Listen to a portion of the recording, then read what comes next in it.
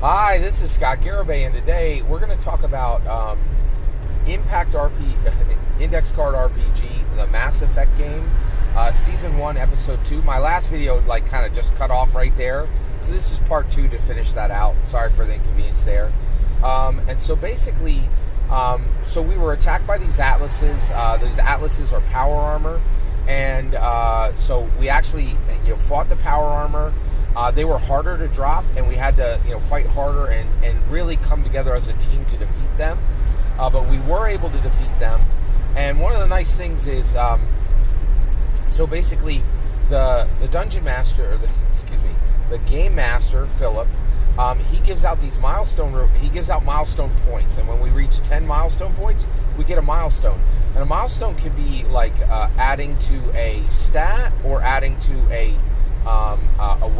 your effort. And in Index Card RPG, you have basic work, you have weapon, you have magic effort, and you have ultimate effort. And in addition to that, we can get mechanical, like every time you use this particular weapon against this type of enemy, it's always an easy roll. Those kind of things. It's really fantastic.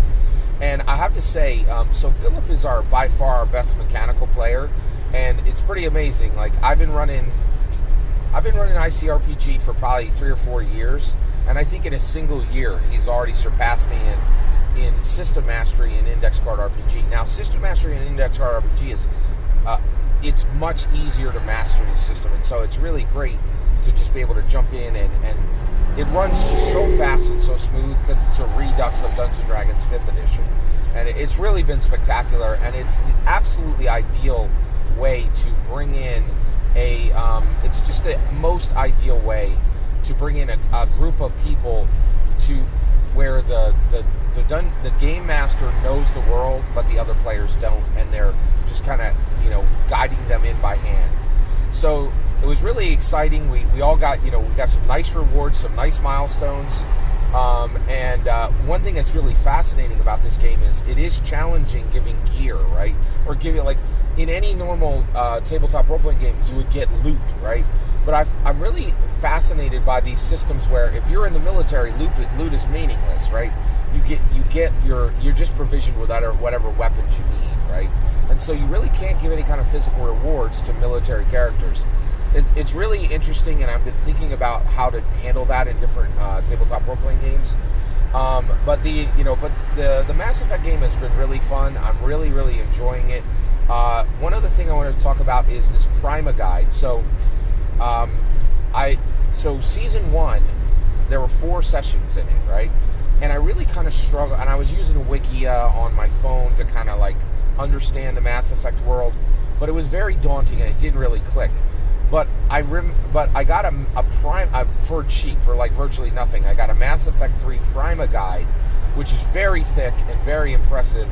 And it's just one book I have at the table, and it lets me see every single weapon in the game.